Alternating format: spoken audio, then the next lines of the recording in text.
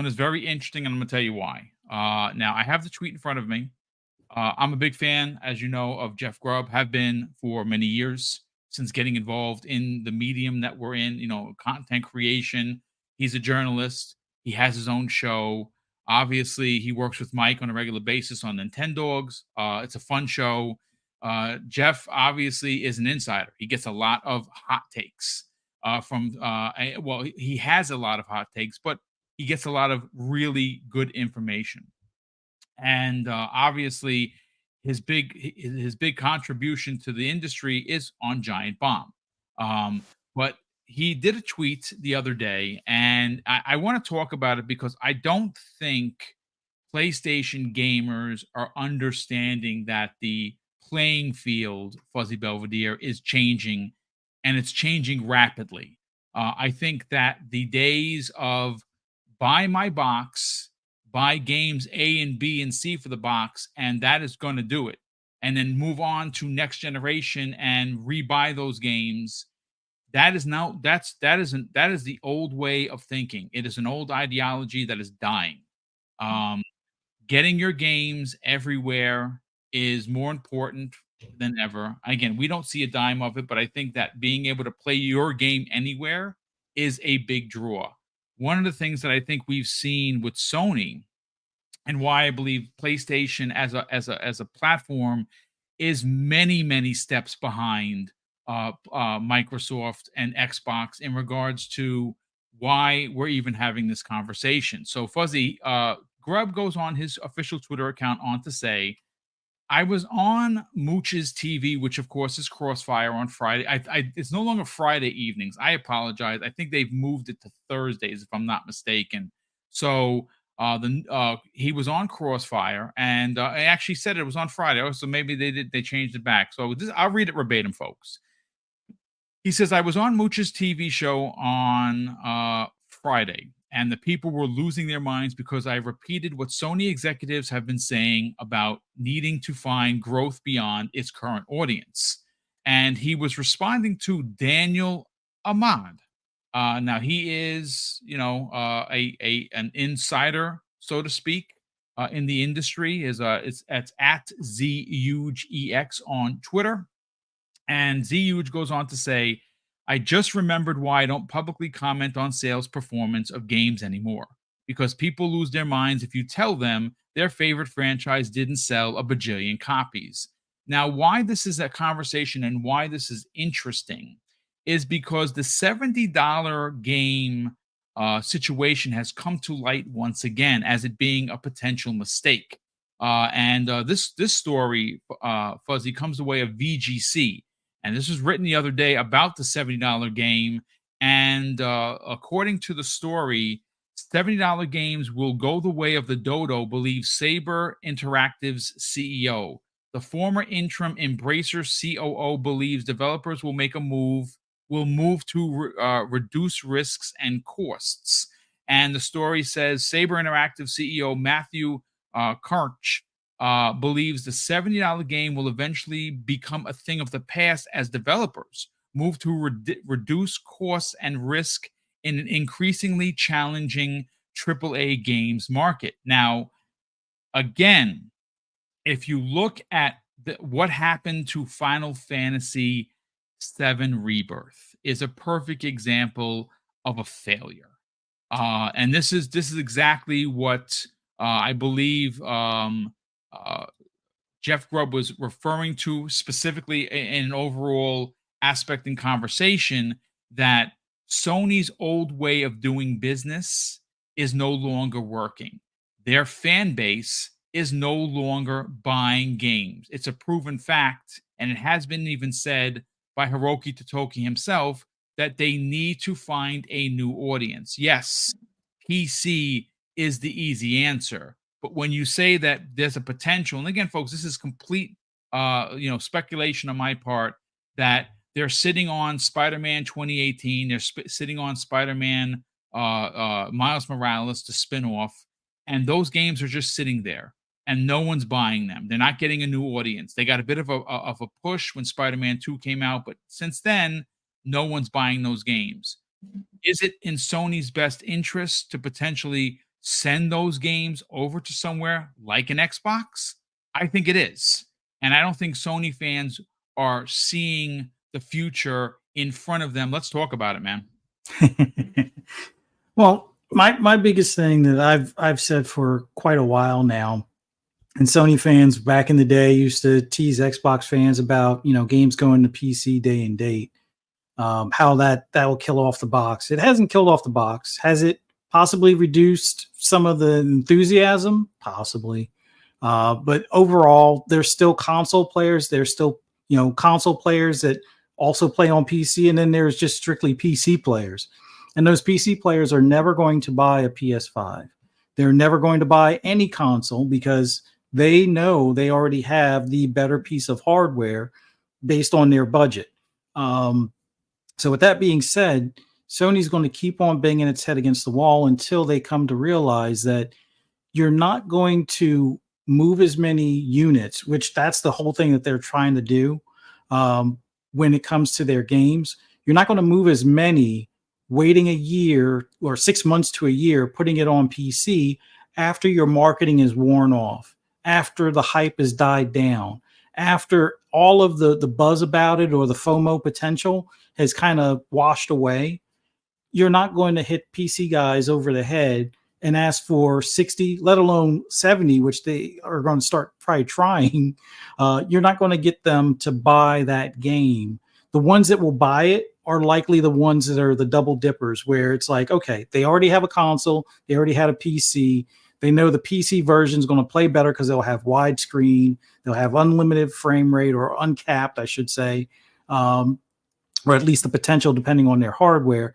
And they'll have some other goodies that just aren't capable within the PS5 at that point. So those are the only ones that you're looking to gain. And once again, that's the same audience you've already sold to, and they're not going to be the majority. They're going to be the minority of the minority, which are usually your hardcore, which are your vocal most on social media, which are always the much smaller, fan base in comparison to who actually bought the consoles. Sure, some of those, hardcore fans may have bought multiple consoles. They may have one under every TV at their house, but they're not the ones buying a game copy for each one of those TVs. They buy digitally, and they can hop from console to console just by logging in and play that one title. There's no reason to buy 5 titles on that one account in their household. And sometimes that's where that whole number of consoles out there in the wild isn't always the final say. Like, there's still a lot of people that are on last gen at this point. Like, the hardcore or majority of us that are probably either listening or participating in podcasts and things like that are probably part or closer to the hardcore, where we have, a Series X or a Series S, or we have a PS5 currently.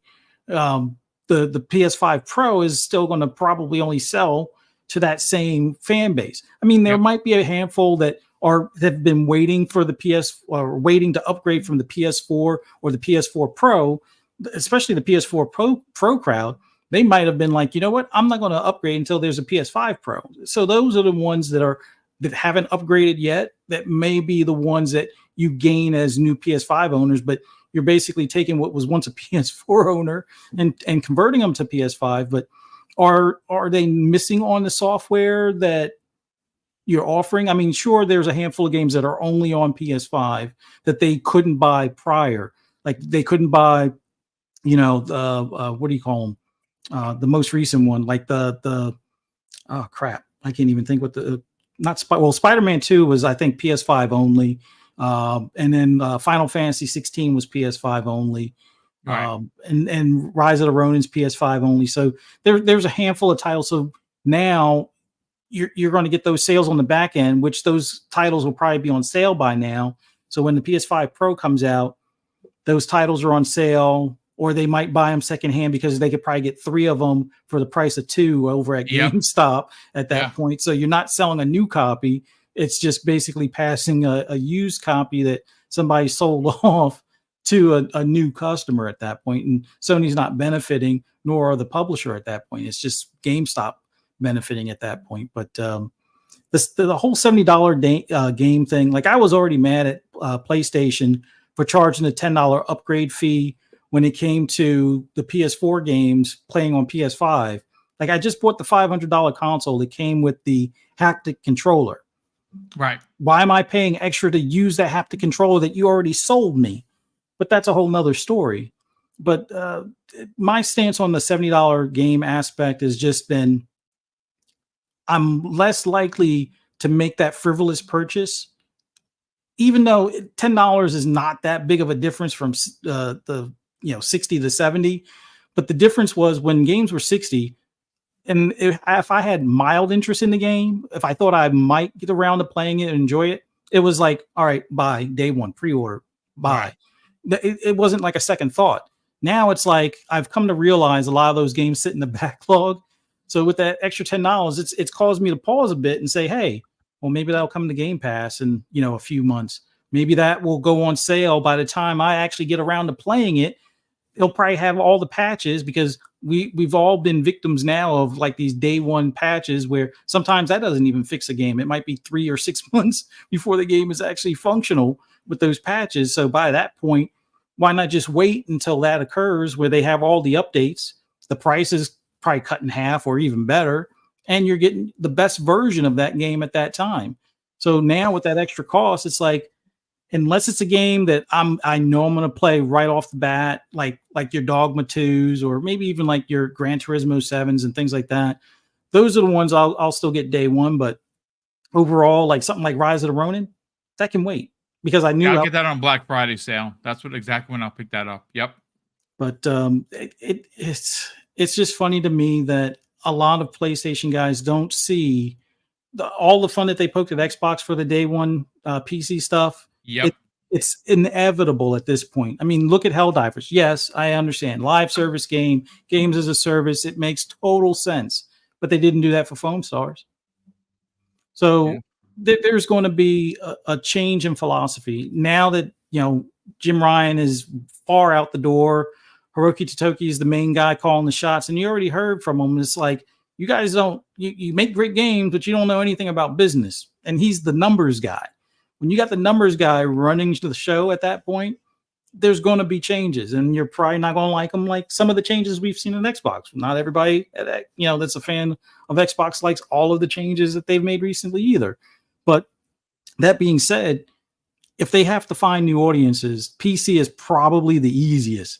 And that's probably the best one to accept and get accustomed to like ASAP. But as far as things coming to Xbox, in a lot of cases, it makes sense. Like, look at MLB. MLB is played more on Xbox than it is on PlayStation. And why is that? Yeah. It's like you would think if I mean, it goes to show that there was a need for a baseball game on the Xbox that was more of a licensed IP that had all the real players and whatnot, and was refined. Not knocking, what was it, RBI that used to be out there and stuff like that. Yeah. But, what do you call them? MLB was probably one of the best ones from launch of their, ever since they started doing it. But, there's more titles that would probably do better, especially some of the third parties that had the exclusive deals like Team Ninja, considering even Sony guys aren't buying that game. And there's a lot of people on Xbox that liked Wo Long. It makes sense for them to probably hurry up and get that contract wrapped up so they could put it on Xbox or at least PC to recoup some of their money. Same thing with Final Fantasy. Like I keep on thinking maybe that's the next acquisition that Microsoft makes, just so they can break the contract and kind of fix some of the financial, turmoil that was caused by the previous management. But yeah, I think $70 definitely hurt. On the PlayStation side, even though a lot of their hardcore capped for it, but in the grand scheme of things, it's now time to look at the writing on the wall. PC day and date makes sense. You will get those customers to buy and stop worrying about the pirating. Pirating has existed for like forever, and still exists. Like if pirating was so bad, then how does Steam make money? How does Steam exist? Makes sense. So that's all I got. No, great points all around. Gamze, I want to talk about this, but before we get to you, I do want to address something in the chat. So I like evidence-based conversation. So, you can say no one can ever say that this is a fanboy related comment. I called Final Fantasy VII Rebirth a failure. It is. It sold too many copies. That's a failure. So someone in the chat, which again we don't have to name names here, said that Dragon's Dogma only sold 2.5 million. Is that a failure? Well, here's the difference. I looked up the price of what it costs for Dragon's Dogma 2, and it's about $50 million, according to Reddit. Now, again, that's just on Reddit, so take it with a grain of salt. Fuzzy, how much money do we think that it cost Final Fantasy VII Rebirth to make? Was it anywhere between 120 million, 170 million dollars, which is literally three times the amount of what Dragon Dogma was to make? Yeah. And Dragon's Dogma, as of today, has sold 2.5 million copies versus 2 million for Final Fantasy VII Rebirth. So, if we're talking monies, and that's really what this is all about, then yes, it is considered a failure because it didn't sell like it was supposed to. Yeah, Dragon's Dogma sold more in less time. Yep. Was the same price, and it didn't cost as much to make. So there's a bigger margin of profit in pocket. Yes. That's the easy math. Yep. So again, that should answer anyone's question. But Gamsley, let's talk about this, because Grubb is a good dude. I don't think that he console wars. I think that if you ask him what his favorite console war is, it's probably Nintendo. He has a Nintendo show with Mike. And I'm not surprised that when he went out there on Mooch's show and he said, "Hey, listen, Sony," I'm literally reiterating what Sony executives said. Hiroki Toki said that we need to find a new audience beyond its current one. And that makes sense. I don't know why people get in their feelings over it. It's a fact. Now, is anything releasing on Xbox? Well, they already have MLB The Show. And listen, folks, we've said this for years. I've gotten a lot of feedback that's negative on it. It does better on Xbox than it does on PlayStation. That's a fact. And you can say whatever you want about, well, it's in Game Pass. Well, maybe you PlayStation players should ask for better and tell Sony you want that in your $160 a year subscription service, because it should be in there, but it's not. And that ultimately is a frigging problem. Where do you see where Grubb went wrong in this? I don't think he's wrong at all. I think that people are in their feelings because things are changing in the industry.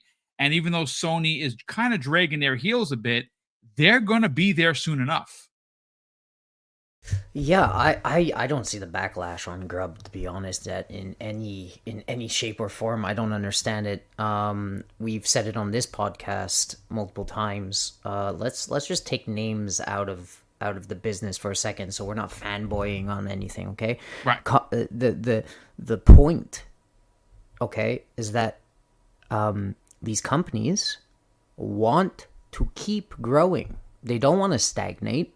Okay, so people in the chat, when they bring up Final Fantasy VII Rebirth is amazing and it did this and whatever. Oh my god, I'm so sorry. Did this and whatever. It's like, yeah, but the series is stagnant and not growing. It's the biggest JRPG on Earth, and it's been stagnant, if not going down in player base. The player base is aging, same as in consoles. So how do these companies grow their games with keeping healthy margins, right? So Capcom, when you look at their games are lower cost than most games, so their targets are freaking different. I don't know what's so straight, like what we don't understand, guys. You can't compare Dragon's Dogma versus Final Fantasy, all right? Final Fantasy has more than 16 games under their belt. It is a gigantic franchise, and it's selling like the small guy. All right? So let's just put it that way. You can't...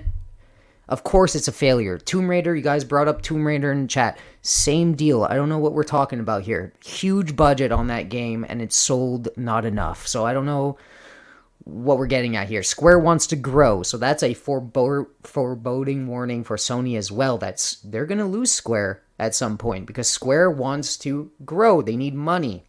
So it's either they check their wallet when they're making these games and they understand that you don't need cinema in your game, until they could scale down and just focus on fun and maybe dampen the graphics a bit, maybe they're better off making a Final Fantasy game like Dragon's Dogma 2 so they can make some money and be everywhere, right, guys? So let's calm down the conversation in chat. Pipe down. There's nothing wrong with what Grubb says. Every company needs to grow. Sony needs to grow. Microsoft needs to grow. And honestly, when they grow and they're everywhere, more choice for us. Why do we care? I don't know why we're having this conversation.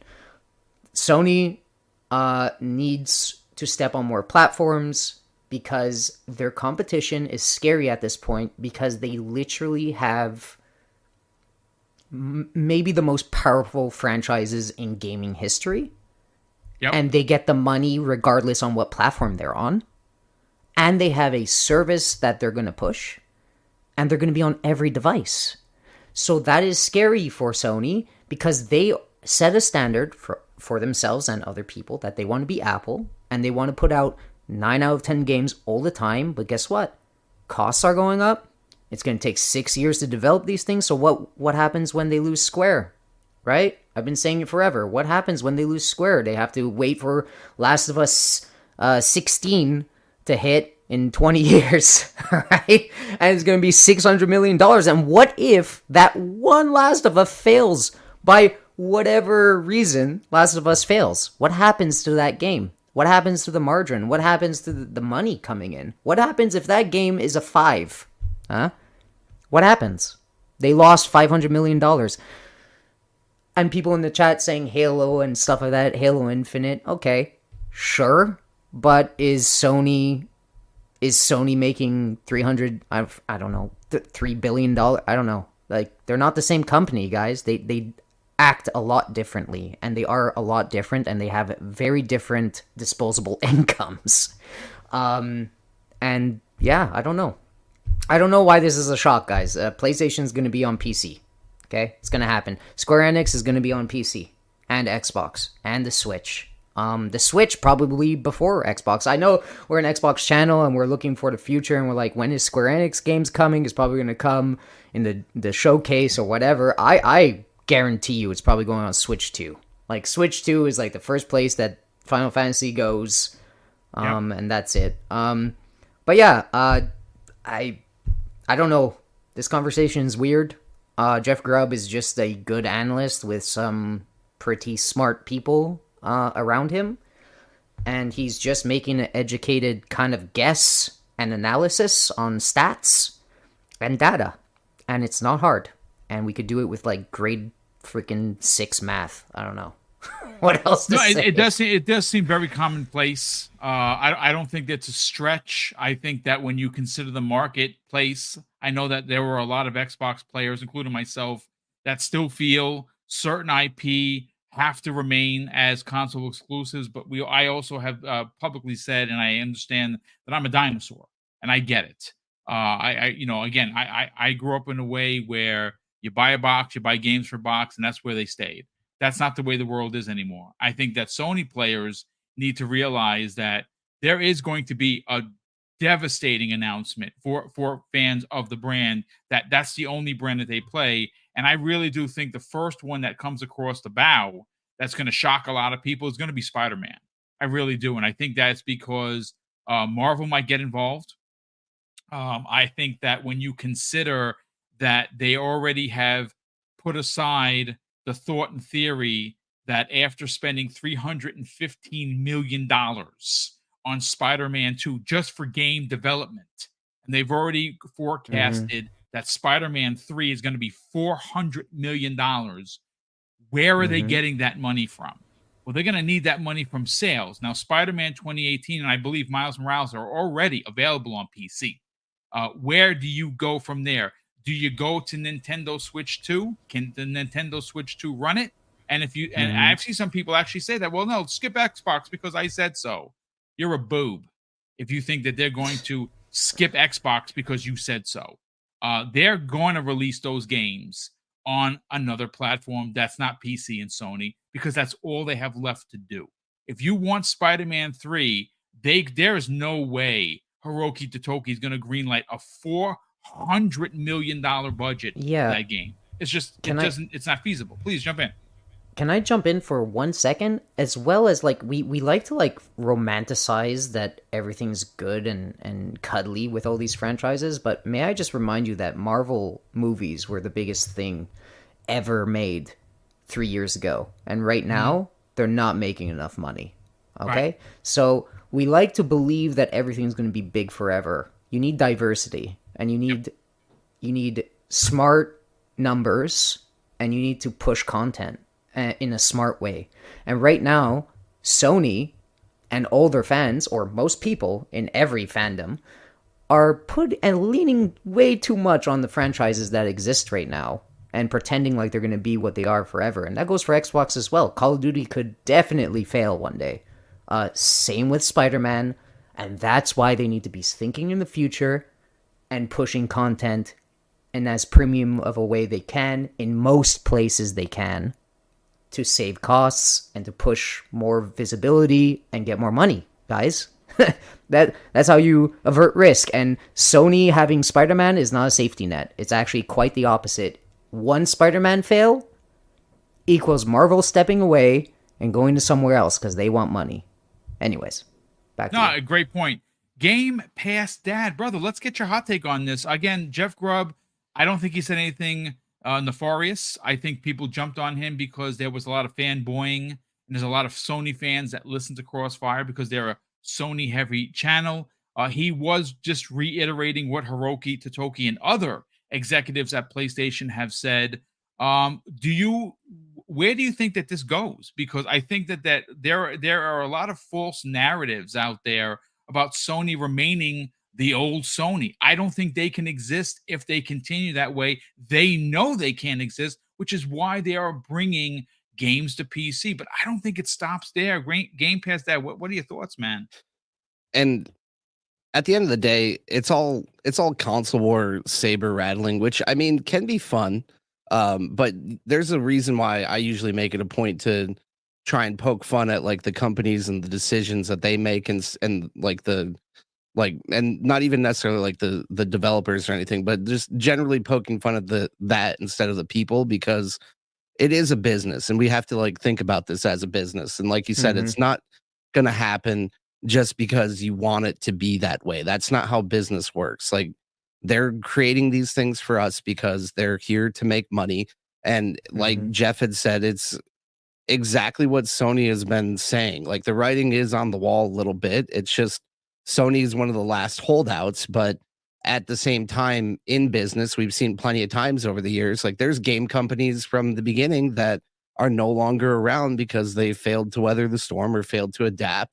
And at a certain point, like if consumers get used to a certain thing, like things are going to need to change. And in my mind right now, like $70 games seems kind of like a failed experiment, especially if they're going to create a $70 game and then on top of that try and sell you a bunch of super expensive microtransactions or DLCs. We've seen plenty of places where the games didn't deliver. Like one of my favorite franchises of all time, I probably will never touch again, like Destiny. Like that one to me like kind of failed me, I feel like. But at that point it's not a problem. Like if people aren't buying $70 games, it's not a problem with the market. It's just gamers aren't buying as many of those games for a number of reasons. It's just economics. The demand is not there all the time for these gigantic games. And if you have a giant budget and you say, hey, I need to sell it for this much, like maybe that game, like if it's a economic failure, then maybe that game didn't need to be made that way, or there could be a different way to approach it. Like, especially this day and age, like right now, after like COVID lockdowns, economic turmoil that we're in right now, like not everybody has the money to shell out for a $70 game more than a couple times a year. So they have to be very careful with their choices. And like for me, that's where it makes sense that Game Pass is approaching the gaming media in a subscription model, the same way that we've all kind of transferred our way to enjoy. Like no one paid more than just a monthly subscription charge to watch the entirety of the Fallout series. Like that's just an acceptable way that media is going. And there's still options to buy that media. but you also have the option to buy into a subscription. And like Fuzzy mentioned earlier, that these $70 games, they go on sale so quickly. Like not necessarily even all these sales numbers are incorporating like every single one of those units like selling for that full $70 price. And a lot of times I find myself, if I have to buy a game, like I really don't buy many, like I don't buy many full price games on Xbox because I don't have to. I don't really even buy that many full price games on PC. Like I pay for games that I enjoy or want to support. But I don't necessarily feel obligated to do so either, because as a consumer, I have those choices. But like if for me, it's like if you just look at the numbers, because like you, Boom, I also like numbers. I'm not good at many things in this industry. I'm not an insider, but I am pretty good at estimates and making educated guesses. And like for me, like I break it down to the numbers, and like people try and sit there and ask like, how is Game Pass profitable, or why does this make sense? Like even at $10 a month, 35 million Game Pass subscribers roughly is $4.2 billion of revenue every single year. And you compare that to these sales numbers on these other games, like I really feel like what I'm seeing with the patterns of like Helldivers and Pal World and those smaller games with, or like even you guys mentioned the revenue, like the actual profit from a game like Dragon's Dogma versus Final Fantasy, which has a gigantic budget for whatever reasons. But if you look at Helldivers sold 8 million units at $40 a pop. That's $320 million. Yep. If the new Final Fantasy only sold 2 million at $70, that's only $140 million in a similar time frame. And like you compare that with the budgets, like it starts to make sense which direction the industry is going to go, or how something like Game Pass or bringing those games day and date to a subscription service can be profitable, because we all probably have way more subscriptions than we even want or need. And there's problems or difficulties there that you definitely can dive into. But if you're continuing to get a pipeline of value from these companies, it obviously is making enough money for them to invest back into these games or tailor these experiences for those platforms. But it's not something that I see is like struggling, or like console warriors like to bring up. But the thing is, like, the only reason why Sony hasn't changed yet is because they're holding out on providing that premium experience, and they still feel like they can be more profitable by selling those games at $70 day one. But at that point, at the end of the day, to me, consoles are just closed wall PCs at this point. Like there's not really a like as these technological barriers are breaking down and consumers get used to other companies offering different options, like Sony is probably going to start to see a slip in that profitability. And anytime like a company like starts to lose money or not meet its projections, they either have to adapt or they're gonna go away. So well, that's exactly what's happening, right? Yeah. And in this case, like Microsoft catches flack, but the other thing I always like to point out is like Microsoft's a gigantic company, one of the biggest companies in the world. Like they don't make these choices lightly. Do they always make the right choices? No. Are they perfect? No. Like I'm not going to sit here and be a default champion for $1 trillion company, but at this point in time, I do feel like they are providing a value to the consumer. And at the end of the day, like if you have good games and you're providing those games at a high value margin, then that is the direction that a lot of consumers are going to follow. And I'm excited for it. Like I feel like my connection to necessarily even having to have like just the box, or like I do most of my gaming on PC these days, just because I'm fortunate enough to have found a way to make PC gaming affordable to me. But at the same time, like I'm able to play on my Xbox. I can play on my phone. Eventually, I'm going to get a handheld PC. But Sony isn't sticking by and sticking to their guns anymore. They have slowly made concessions. They were the last ones to adopt crossplay. They are bringing games to PC, which at that point, they basically are selling games on Xbox. In my eyes, it's still a Microsoft platform. Yep. So I don't think it's that surprising. And it's just kind of a moot argument for people to make or get upset about, because if it's more profitable to sell these games on all the platforms, because I do feel like before they're going to start reevaluating their budgets or anything else, they'll probably expand other platforms and continue selling these $70 games for as long as possible.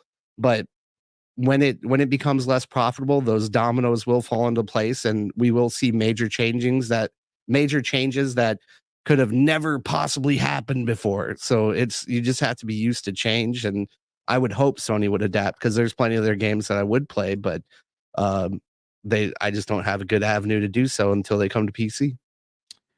Great point. Listen, everyone had an amazing points of view. Again, this is not console war based. I thought it was an interesting conversation because based on what we're seeing Microsoft do, we're all. I don't think every Xbox fan is going to agree with some of the moves that they've made, and potentially some of the moves that they're going to make. There is something interesting, and again, we're going to close it out now because we're a little bit past what the show was normally a 90-minute show. Maybe we'll have this conversation on Friday, Fuzzy. But there is something to be said about Microsoft announcing that Hellblade, as good as it looks, Hellblade 2 is going to be a $50 game, which is something to be said. Now, granted, 8 to 10 hours, I totally get that, but based on the previews, folks, there's something special here. And it's probably going to be one, if not game of the year in the conversation for sure, just based on what we've seen. Ninja Theory is notorious for their storytelling, not only through visuals, but through audio. And I think we're going to see that in May. It's around the corner, but look, $50 game versus some of the $70 games. And this is coming into the Game Pass on top of that. I think that Sony is going to need to make changes. And I really do. Like I said, this isn't console war rhetoric, folks. Yeah. What is a God of War going to be on Xbox? The answer is that it absolutely is not. Is Uncharted or Horizon going to find its way to Xbox? I don't think so. I just don't. Do I see Spider-Man? 1,000%, because it's not their IP. Because of Marvel, yeah. And it's because of Marvel. Marvel is just up their ante, and now they're taking from 25% now 35% of the profit. So just imagine that for a second. They're going to need to make money. And if they're sitting on these two games that are literally collecting dust, would it hurt Sony to sell those games on Xbox? It would not. They would probably sell anywhere between 5 to 8 million copies easily on both. And if they did a double pack where you got 2018 and Miles Morales, it'd sell 10 million. That's just my hot take on it. But listen,